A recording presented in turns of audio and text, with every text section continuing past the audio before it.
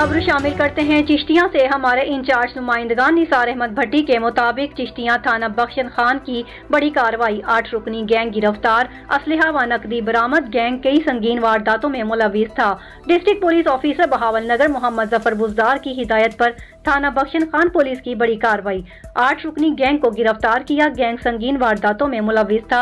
8 रुकनी gang का सरगना नसीर अहमद है। ये गैंग सर्कल चिश्तियां के थाना जात की हदूद में संगीन वारदातों में मुलविस था। पुलिस ने गैंग से 27 मोबाइल फोन, 8 मोटरसाइकिल, 2 लाख रुपया नकद, 2 पिस्टल, 1 पंप एक्शन और 1 MP5 गन बरामद की। गैंग को काफी दिनों से ट्रेस कर रहे थे। जदीद साइंसी तरीकाकार को बरोकार लाते हुए गैंग ट्रेस हुआ। गैंग ने कई संगीन वारदातों का इकरार किया। मजीद इंकशाफात भी मुतवक्के हैं।